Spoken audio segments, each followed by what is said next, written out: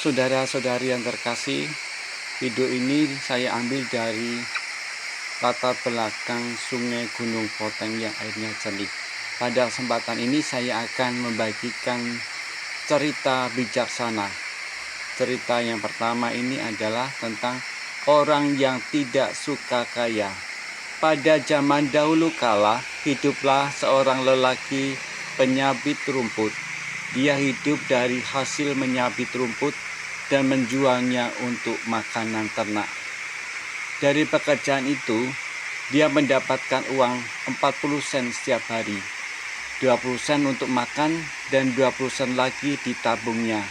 Tidak terasa hari demi hari berlalu sampai suatu hari dia membuka tabungannya yang telah terkumpul sekian tahun. Ternyata uang tersebut telah menjadi 2 juta rupiah. Si lelaki bingung mau diapakan uang sebanyak itu. Akhirnya dia pergi berjalan ke kota dan melihat perhiasan cantik di toko emas. Dia melihat sebuah cincin dan ingin membelinya. Cincin itu harganya 1 juta rupiah dan dia membawanya pulang. Dia memakainya di jari manis. Setelah setiap hari berlalu, dia mulai bosan membuka cincin itu dan mengembalikannya ke dalam kemasan. Dia ingin menyingkirkannya. Dia tidak menyukai perhiasan itu. Dia menyesal telah membelinya. Jadi dia berniat memberikannya kepada seseorang. Kebetulan di negeri itu, putra seorang raja sedang berulang tahun. Maka timbul gagasan untuk memberikan cincin tersebut kepada putra raja. Dia mengatakan kepada putra raja bahwa pemberian tersebut dari seorang putri. Tujuannya agar keluarga raja tidak mengetahui bahwa pemberian itu berasal darinya. Putra raja menganggap pemberian berbentuk cincin tersebut amat indah.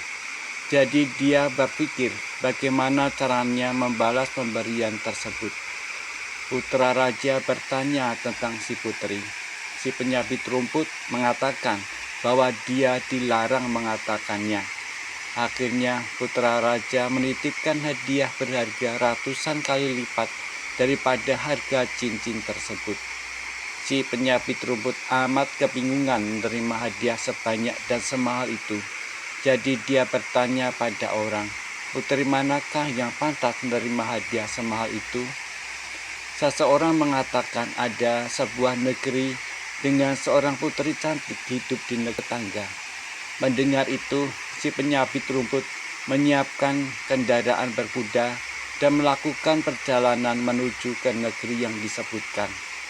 Benarlah di sana hidup seorang putri cantik jelita. Jadi dia menyerahkan hadiah perhiasan indah mahal tersebut kepada sang putri dengan mengatakan, hadiah ini dari putra raja. Putra raja memeriksa hadiah tersebut dan kagum betapa indahnya perhiasan tersebut.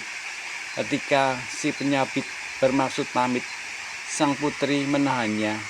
Dia menyerahkan berbagai perhiasan yang harganya 100 kali lipat lebih mahal.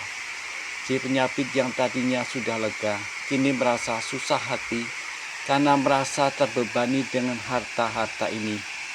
Mau tidak mau, dia harus menyerahkan titipan hadiah dari putra raja untuk putra raja, dan dia berharap ini adalah yang terakhir. Namun apa yang diharapkan tidak kesampaian. Begitu menerima hadiah tersebut, putra raja jadi penasaran. Dia berpikir putri raja ini sangat kaya. Maka itu dia menyerahkan berkarung-karung emas yang diangkut oleh beberapa ekor keledai dan disertai pengawal agar si penyabit rumput menyerahkannya kepada putri raja. Putri raja membalasnya.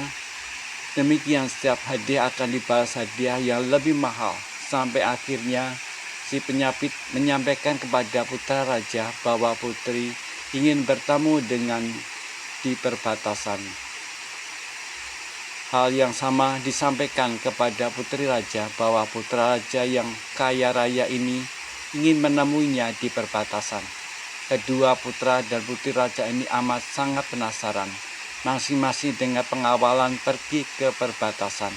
Keduanya bertemu. Sang putra raja sangat terpesona oleh kecantikan sang putri. Beberapa tahun kemudian mereka menikah dan menyatukan kedua kerajaan. Putra dan putri raja lalu meminta sang penyabit rumput untuk tinggal di istana mereka, mengurus istana kerajaan dengan gaji yang sangat besar.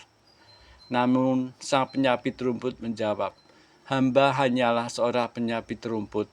Hamba tidak bisa tinggal di kota, apalagi di istana.